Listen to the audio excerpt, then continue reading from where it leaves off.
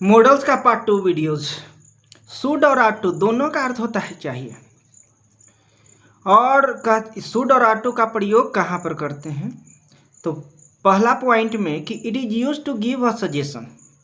अगर किसी को सुझाव देना हो तो सुझाव देने के लिए इसका प्रयोग किया जाता है, शुड का प्रयोग। और इट आउट टू का it is use to show a moral action या मोरल ड्यूटी। नैतिक कार्य या नैतिक कर्तव्य को दिखलाने के लिए आउट टू का प्रयोग करते हैं। अगर अपने शब्दों में कहें तो इन दोनों का प्रयोग उपदेश देने में किया जाता है। अगर सांसारिक उपदेश देना हो तो शुड का प्रयोग करते हैं, जबकि धार्मिक तथा नैतिक उपदेश देना हो तो आउट टू का प्रयोग करते हैं। सांसारिक उपदेश यानी तुम्हें समय पर दवा लेनी चाहिए, तुम्हें समय पर स्कूल जाना चाहिए, तुम्हें सुबह में टहलना चाहिए। धार्मिक तथा नैतिक उपदेश यानी तुम्हें अपने माता पिता की आज्ञा का पालन करना चाहिए, यह धार्मिक तथा नैतिक उपदेश है। तुम्हें अपने देश की सेवा करनी चाहिए, यह धार्मिक तथा नैतिक उपदेश है। तो इस तरह से इन दोनों का स्ट्रक्चर होता है शुड में कि subject plus should plus V1 plus other word, object या अदर वर्ड, और दूसरा subject plus ought to plus V1 plus other word. अब जैसे पहला एग्जाम्पल है कि यू शुड टेक मेडिसिन, तुम्हें दवा लेनी चाहिए, तुम्हें दवा लेनी चाहिए, यह सांसारिक उपदेश है तो शुड का प्रयोग करेंगे, सुझाव दे रहे हैं, सलाह दे रहे हैं। लेकिन दूसरा कि कहता है कि तुम्हें अपने मातृभूमि की सेवा करनी चाहिए, यह तुम्हारा नैतिक कर्तव्य है, नैतिक दायित्व है, तो इसमें आउट टू का प्रयोग करेंगे, you ought to serve your motherland. तीसरा सेंटेंस कि he should go for a walk in the morning, उसे सुबह में टहलने जाना चाहिए, वॉकिंग करने जाना चाहिए, टहलने जाना चाहिए। सांसारिक उपदेश से शुड का प्रयोग करेंगे। लेकिन चौथा पॉइंट में कि we ought to obey our parents, हमें अपने माता पिता की आज्ञा का पालन करना चाहिए, यह हमारा धार्मिक तथा नैतिक कर्तव्य है कि हम अपने माता पिता की आज्ञा का पालन करें, तो इसमें आउट टू का प्रयोग करेंगे। पांचवा कहता है कि you should not laugh at his mistakes, यानी तुम्हें उसकी गलतियों पर हंसना नहीं चाहिए, सांसारिक उपदेश शुड का प्रयोग करेंगे। छठा में कि he should be present here, उसे यहाँ उपस्थित होना चाहिए, उसे यहाँ रहना चाहिए, शुड का प्रयोग करेंगे। उसी तरह सातवां we ought to help the poor, हमें गरीबों की मदद करनी चाहिए, यह हमारा नैतिक कर्तव्य है कि अपने से गरीब जो है उनको थोड़ा सा सहारा देना चाहिए, मदद करना चाहिए। अब दूसरा पॉइंट शुड के प्रयोग में कि to make a suggestion plus precaution with list, list के साथ सुझाव तथा सावधानी दोनों बरतने के लिए हम लोग जो है लिस्ट के साथ शुड का प्रयोग करते हैं। ऐसे भी कह सकते हैं कि लिस्ट के साथ शुड का प्रयोग अशुभ से सतर्क करने के लिए किया जाता है। जैसे पहला कि walk carefully लेस्ट you should fall, सावधानी पूर्वक चलो, ऐसा न हो कि तुम गिर जाओ। तो हम लोग उसको जो है सुझाव भी दे रहे हैं और सावधान भी कर रहे हैं, तो इसके साथ लिस्ट के साथ शुड का ही प्रयोग करेंगे। बोर्ड एग्जाम 12 के बोर्ड एग्जाम में अक्सर इस तरह का क्वेश्चन पूछा जाता है कि जैसे work hard लेस्ट U dot dot dot fail in the exam, कड़ी मेहनत करो, ऐसा ना हो कि तुम परीक्षा में फेल कर जाओ। तो जहाँ भी लेस्ट रहे तो वहाँ पर हम लोग शुड का ही प्रयोग करेंगे। यानी ऑप्शन पहला ऑप्शन ए दिया हुआ है, दूसरा बी में विल दिया हुआ है, सी में शुड और डी में मे, तो हम लोग शुड का ही प्रयोग करेंगे, लिस्ट के साथ शुड का ही प्रयोग करेंगे। तीसरा कि रन फास्ट, तेजी से दौड़ो, लेस्ट you should miss the train, ऐसा ना हो कि तुम्हारी ट्रेन छूट जाए। तो सुझाव के साथ साथ सावधानी बरतने के लिए कह रहे हैं, तो इस चलते लिस्ट के साथ शुड का ही प्रयोग करते हैं। तीसरा पॉइंट शुड हैव प्लस भी थर्ड, इस स्ट्रक्चर का प्रयोग कहाँ करते हैं? तो इस स्ट्रक्चर का प्रयोग तब करते हैं जब जिस कार्य को किया जाना चाहिए था वह नहीं किया जा सका और अब पछतावा हो रहा है, तब इस स्ट्रक्चर का प्रयोग करते हैं। इसका रूल होता है subject plus should have plus भी third plus other word, object या अदर वर्ड देते हैं। जैसे पहला you should have worked hard, तुम्हें कड़ी मेहनत करनी चाहिए थी, अब नहीं किया, कम नंबर आ गया, अब पछतावा हो रहा है। तो कह रहा है कि जब जिस कार्य को किया जाना चाहिए था नहीं किया जा सका और अब पछतावा हो रहा है, तो शुड हैव प्लस भी थर्ड का प्रयोग करेंगे। जैसे दूसरा कि he should have been present at the party, उसे पार्टी में उपस्थित होना चाहिए था, उसे पार्टी में रहना चाहिए था। तो यहाँ पर भी नहीं है ना, तो इस तरह का प्रयोग करेंगे। तीसरा, you should have stood by your brother, stand by माने साथ देना, फ्रेज है, फ्रेजल वर्ब है, तो यहाँ पर कह सकते कि तुम्हें अपने भाई का साथ देना चाहिए था, नहीं दिए, पछतावा हो रहा है। तो इस तरह से हम लोग शुड हैव प्लस भी थर्ड का प्रयोग करते हैं। चौथा point, ought to have plus भी थर्ड, जब नैतिक कर्तव्यों के न कर पाने का अफसोस दर्शाना हो तब इसका प्रयोग करते हैं। और इसका स्ट्रक्चर होता है subject plus ought to have plus भी थर्ड प्लस अदर वर्ड। जैसे पहला, you ought to have taken care of your wife, तुम्हें अपनी पत्नी पर ध्यान देना चाहिए था, नहीं दिए, बीमार पड़ गई, कुछ हो गया, तो इस तरह से अब पछतावा हो रहा है, तो हम लोग का नैतिक कर्तव्य है। दूसरा, you ought to have served your parent, तुम्हें अपने माता पिता की सेवा करनी चाहिए थी, नहीं किए, बेचारे पीड़ा और दुख दर्द में मर गए, अब पछतावा हो रही है। तो इस तरह से नैतिक कर्तव्यों के न कर पाने का अफसोस दर्शाने के लिए आउट टू हैव प्लस भी थर्ड का प्रयोग करते हैं।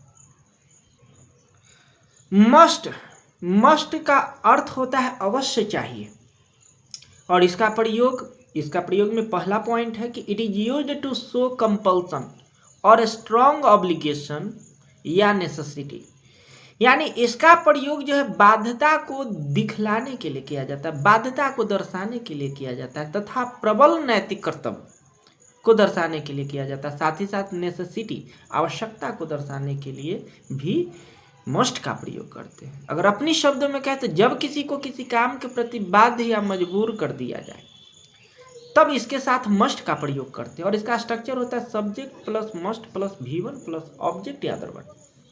जैसे पहला कि we must follow the traffic rules, हमें ट्रैफिक नियमों का पालन अवश्य करना चाहिए, नहीं मन रहेगा फिर भी आपको करना चाहिए, नहीं तो आप पर फाइन कस दिया जाएगा अथवा जो है आपको पनिशमेंट दी जाएगी। Second question, visitors must not tease the animals in the zoo, visitors जो विजिट करने के लिए, घूमने के लिए जाते हैं, भ्रमण करने के लिए जाते हैं चिड़ियाघर में, उन्हें जानवरों के साथ अवश्य छेड़छाड़ नहीं करनी चाहिए।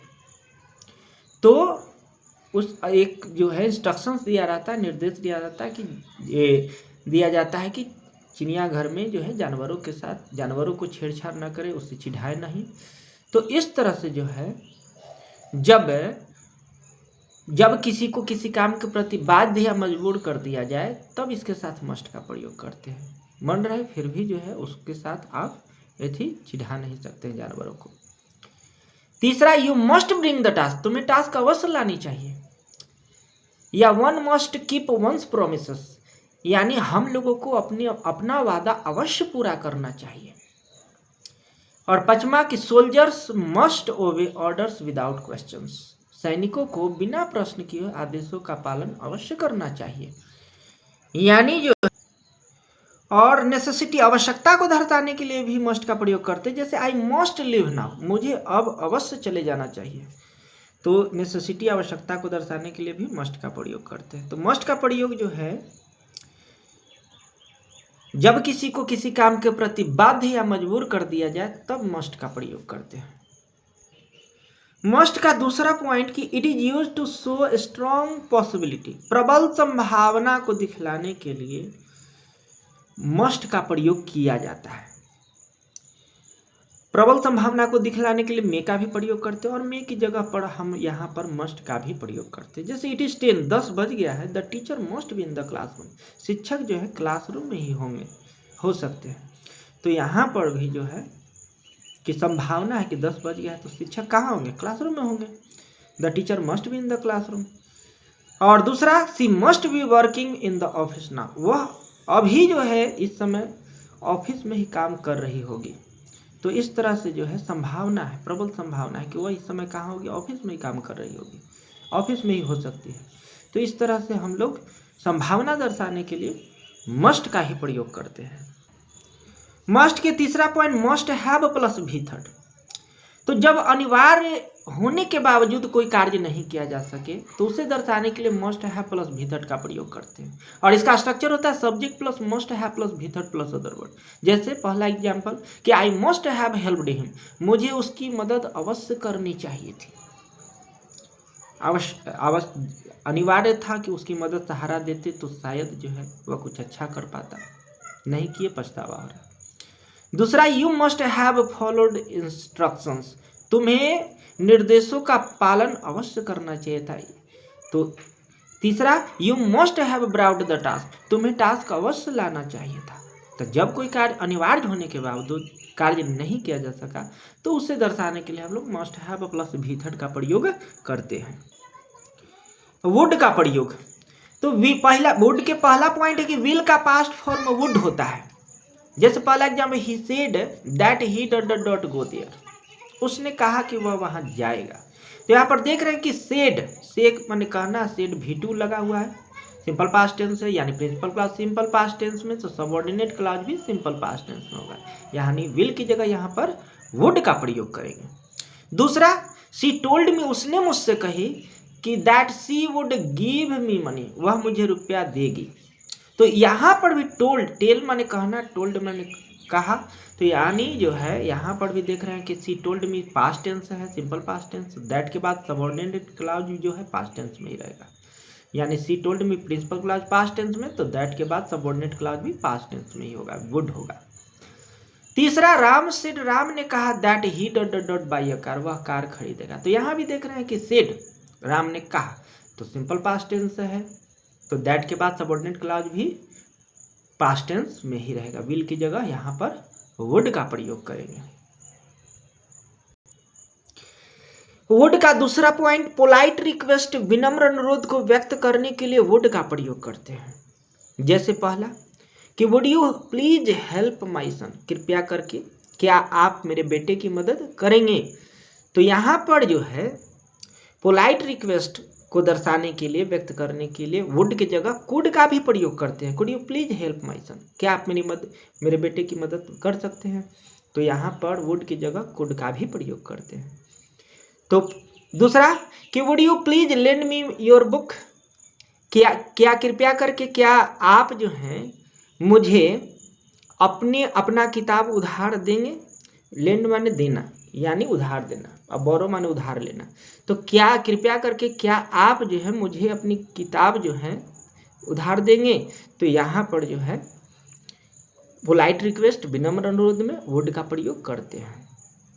तीसरा, would you like to have a cup of coffee, क्या आप एक कप कॉफी लेना चाहेंगे, अनुरोध कर रहे हैं, वुड का प्रयोग करेंगे।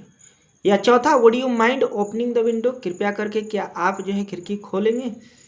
तो यहाँ पर जो है वुड का प्रयोग करेंगे।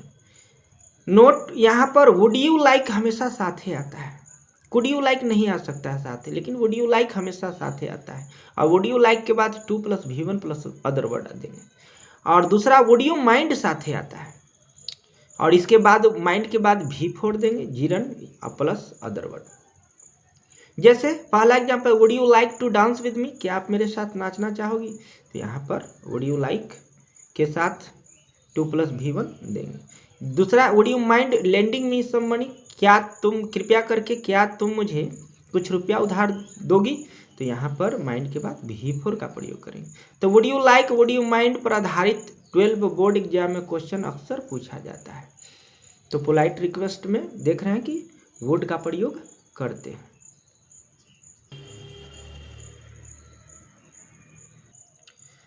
तो वुड के प्रयोग में तीसरा पॉइंट कि वुड का प्रयोग भी इच्छा यानी विश को व्यक्त करने के लिए होता है, और इसका स्ट्रक्चर होता है subject plus would like plus 2 + V1 + other word. जैसे पहला, I would like to play now, मैं अभी जो है खेलना चाहूँगा, तो वुड लाइक का प्रयोग करेंगे। दूसरा, I would like to have pizza now, मैं अभी पिज्जा खाना चाहूँगा। तो यहाँ पर देख रहे हैं इच्छा को व्यक्त कर रहे हैं, वुड लाइक का प्रयोग कर सकते हैं।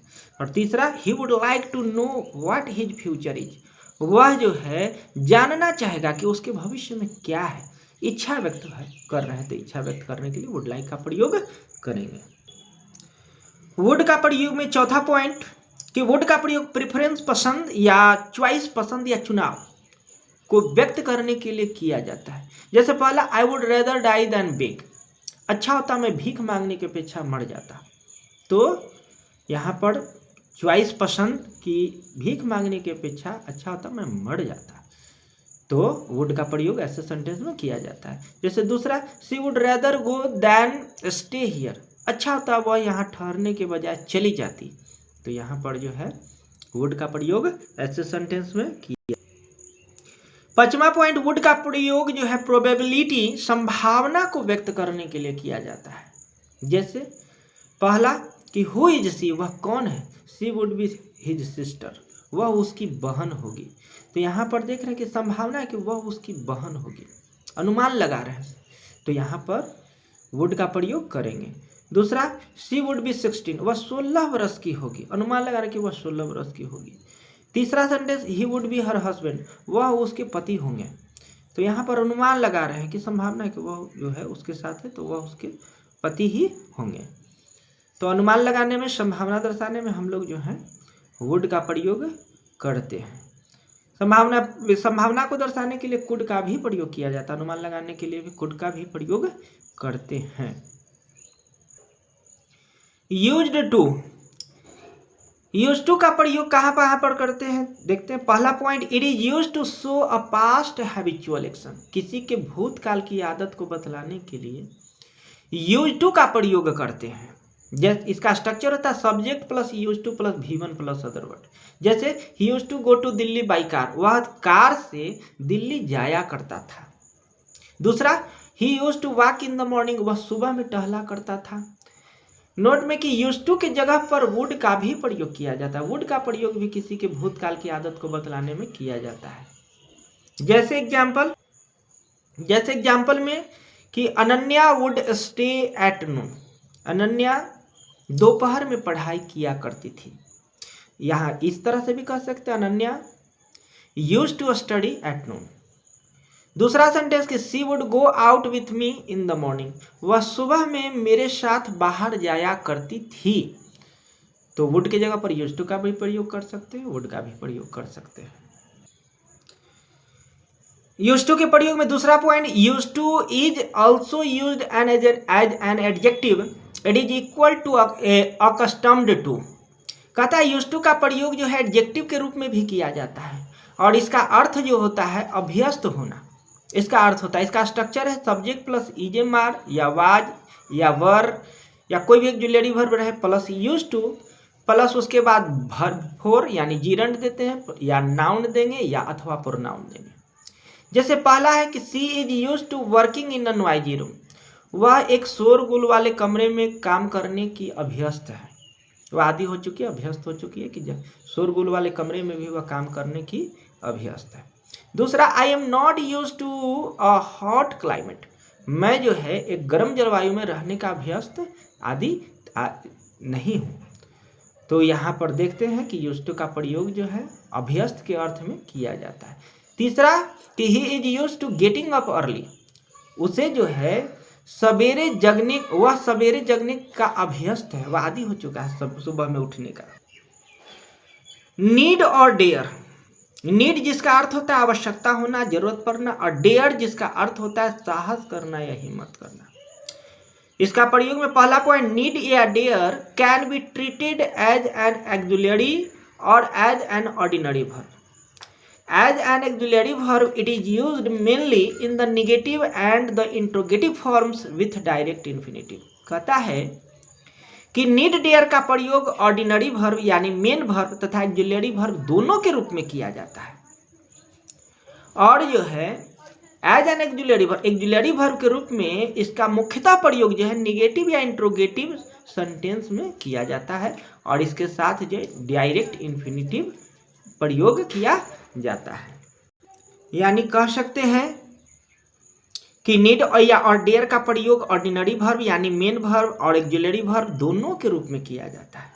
ऑर्डिनरी वर्ब को ही मेन वर्ब कहते हैं, और ऑक्सिलरी वर्ब हेल्पिंग वर्ब के भी रूप में इसका प्रयोग किया जाता है नीड और डेयर का। जब वाक्य निगेटिव या इंट्रोगेटिव हो तो प्रायः यह ऑक्सिलरी वर्ब के रूप में प्रयोग किया जाता है, और परंतु जब वाक्य अफर्मेटिव हो तो इसका प्रयोग प्रायः मेन वर्ब के रूप में किया जाता है, और तब इसका अर्थ होता है नीड माने आवश्यकता पड़ना या जरूरत होना, और डेयर माने साहस करना या हिम्मत।